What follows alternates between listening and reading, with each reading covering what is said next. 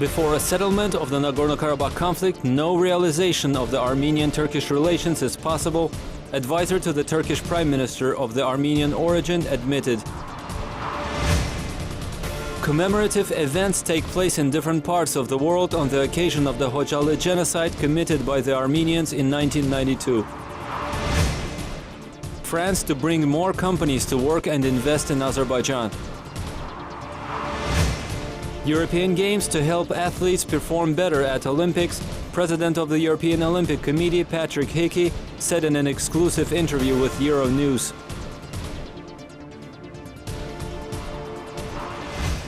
On the initiative of the Heydar Aliyev Foundation, Vice President Leyla Aliyeva, a series of events are taking place in different parts of the world on the occasion of the 23rd anniversary of the massacre committed by Armenians in the Hocalı town of Azerbaijan.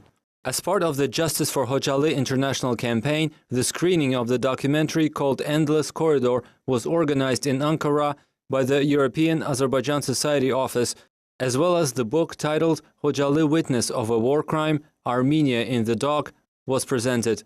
Turkish Minister of Culture and Tourism, Ömer Çelik, read out a message over the Hocalı massacre, saying his country shared the grief of fraternal Azerbaijan. The event was also addressed by the European Azerbaijan Society chairman, a member of the Turkey-Azerbaijan Interparliamentary Friendship Group, Azerbaijani ambassador to Turkey, as well as a Hocalı resident who witnessed the atrocities.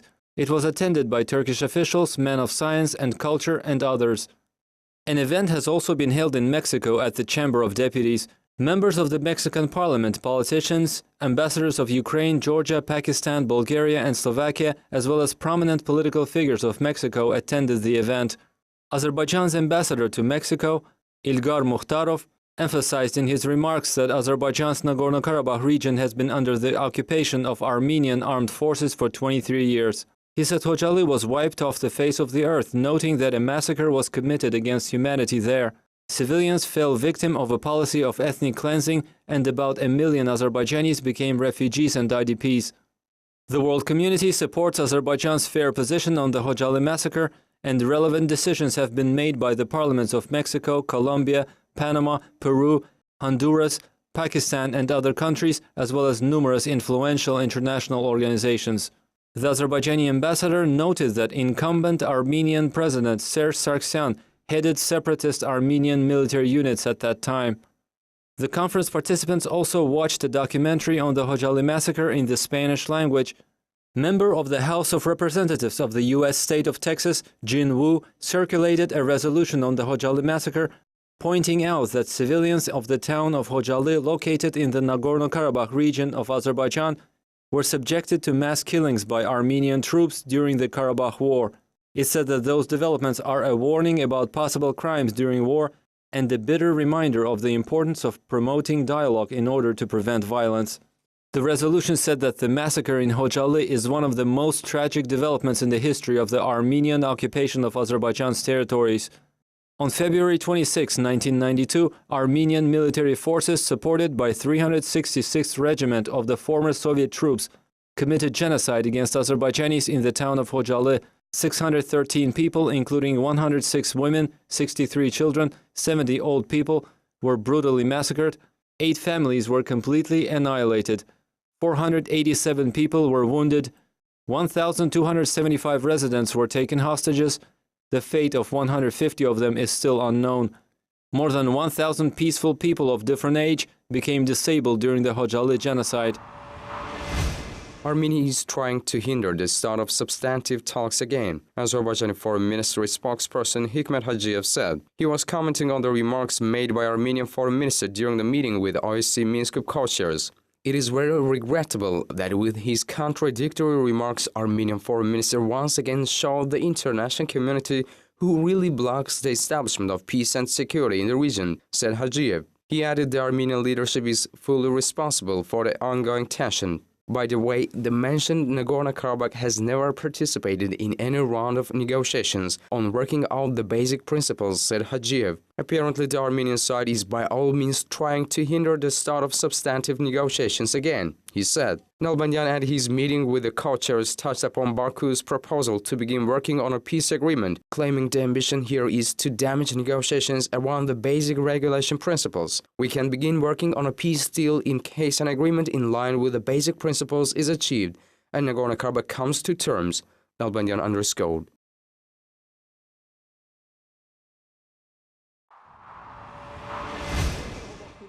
The process of normalization of Turkish-Armenian relations should proceed in parallel with the negotiations on settling the Armenia-Azerbaijan-Nagorno-Karabakh conflict, said Etienne Machupian, an ethnic Armenian currently serving as advisor to the Turkish Prime Minister.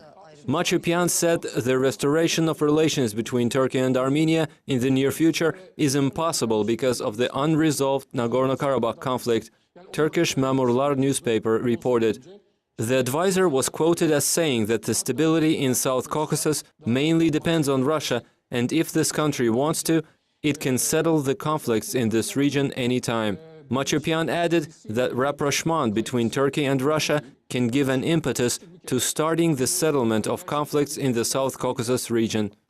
The Nagorno-Karabakh conflict emerged in 1988 when Armenia made territorial claims against Azerbaijan. As a result of the ensuing war, Armenian armed forces occupied 20% of Azerbaijan's territory, including the Nagorno-Karabakh region and 7 surrounding districts. The two countries signed a ceasefire agreement in 1994. The co-chairs of the OSCE Minsk Group, Russia, France and the United States, are currently mediating peace negotiations. Armenia has not yet implemented the UN Security Council's 4 resolutions on its pullout from Nagorno-Karabakh and the surrounding regions. Azerbaijani diplomat has informed the Spanish-speaking population in the United States about Azerbaijan, its relations with foreign countries, and the long-lasting Karabakh conflict. The Los Angeles Weekly, which is the Spanish-language edition of Los Angeles Times, released a video interview taken with Nassim Agayev, Azerbaijan's Consul General in Los Angeles. Also, an article based on the interview was published. Agayev spoke about the complicated region Azerbaijan is located in, its balanced foreign policy and relations with various countries in the region and beyond. Stressing Azerbaijan's fight against international terrorism, Agayev mentioned terror attacks committed against his country in the 1990s. He also informed the audience about the illegal occupation and ethnic cleansing of Azerbaijan's territory by Armenia, authored by Alejandro Maciel, the newspaper's editorial director, and based on the interview, the article highlights the speedy development Azerbaijan has undergone since independence. It's gaining a global strategic importance and becoming a real power in the Caucasus through the smart use of its oil and gas resources. Emphasizing Azerbaijan's long-standing traditions of tolerance and secularism, the author notes the peaceful coexistence of Muslims, Christians, and Jews in the country. Noting the occupation of Azerbaijan's lands by Armenia, Maciel underlined that there are numerous international resolutions recognizing Karabakh as part of Azerbaijan and condemning the aggression and ethnic cleansing by Armenia against Azerbaijan. The author also mentions that according to these resolutions, Armenia's acts against Azerbaijani civilians are condemned as serious crimes against humanity. A weekly circulation of over 1 million, Los Angeles is the largest Spanish-language newspaper in the United States.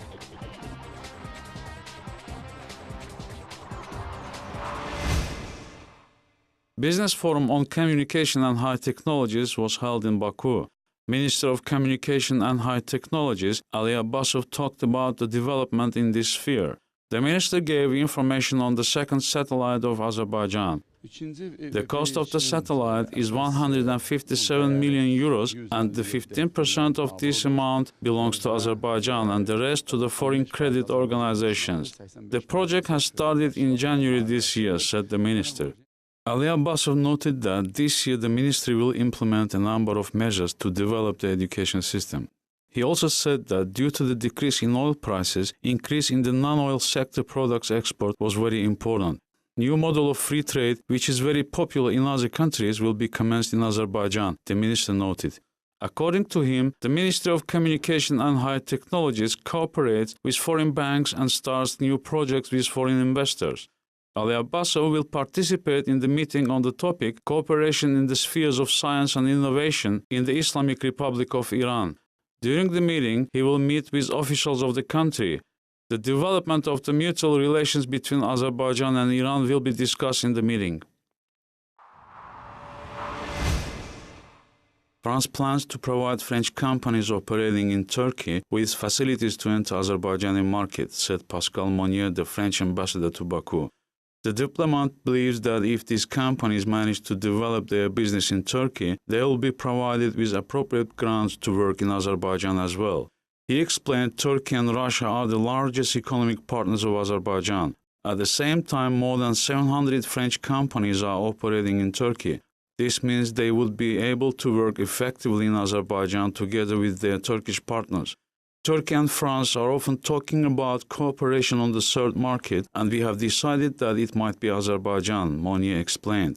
The Azerbaijani Industry and Economic Ministry, together with the Turkish Chamber of Commerce and the Franco-Azerbaijani Chamber of Commerce, will organize a workshop in Baku in late May. At the event, the sides will discuss the possibility of cooperation in Azerbaijan. In addition to the large contracts that we have signed, we want to develop small and medium business segments. We need to have more medium-sized companies in Azerbaijan, he said. Monnier believes that the French construction companies could offer a lot to Azerbaijan. Today, France is presented in Azerbaijan in the fields of oil and gas and as an equipment supplier. He noted, adding that a long-term agreement has been signed under which GDF Suez will buy more than 25% of gas from the Shahtanis field. The diplomat noted that French companies are also involved in projects on the modernization of the Baku-Tbilisi-Kars railway. The trade turnover between Azerbaijan and France amounted to $1.6 billion in 2014, the Azerbaijan State Customs Committee reported. Earlier, Azerbaijan's Economy and Industry Minister Shahin Mustafayev said there was a great potential to expand the involvement of French companies in Azerbaijan's industrial parks. French companies are actively participating in the petrochemical, food, agricultural, machine engineering, tourism and other spheres in Azerbaijan. There is a great potential for the development of relations in the sphere of agriculture and winemaking as well. A project on teaching the Azerbaijani language in Russian churches has been launched at the initiative of the State Council on Inter-Ethnic, Religious and Multiculturalism Issues of the Knowledge Foundation under the President of Azerbaijan. The Orthodox Cathedral Church of Peace-Bearing Wives hosted the ceremony of opening the Azerbaijani language courses for Russian-speaking citizens of various nationalities. It was attended by the head of the Baku Diocese of Russian Orthodox Church, Bishop Alexander, Executive Director of the Knowledge Foundation, Oktay Samadov, Director of the Baku International Center of Multiculturalism, Aynur Bashirli, and others. Bishop Alexander expressed confidence that the project, which is being implemented by the Knowledge Foundation, will spread among the Russian-speaking population of Azerbaijan and will be highly appreciated. The head of the diocese suggested opening such courses at the churches in other parts of Azerbaijan, including Ganja, Sumgait, and Hachmaz. In accordance with the project, Azerbaijani language classes will be offered twice a week in several churches in Baku free of charge. Over 60 people, including the staff of the shrines, have already enrolled in the courses. Salaries to the teachers of the Russian section, specially selected from among instructors of universities and secondary schools, will be paid by the foundation. The president of the European Olympic Committee, Patrick Hickey, said in an exclusive interview with Euronews that the inaugural European Games will be a huge success and will help athletes perform better at the Olympic Games. Unlike other continents, which already have multi-sport events such as the Asian and Pan American Games, the Baku 2015 Games, held from June 12 to 28, will be the first of its kind in Europe. So far, everything seems to be going to plan. After the conclusion of the FIFA's Coordination Commission last week, Hickey was happy to report that there was no cause for concern. Over 2 days in Baku, we received comprehensive briefings from all the key Baku 2015 directorates, and the Commission inquired extensively into the potential challenges which every multi-sport event's host face. Construction and upgrading of venues across Baku 2015's 18 venue sites is on track. They have delivered on all their construction targets so far, and I have every confidence that the same will be true for the final details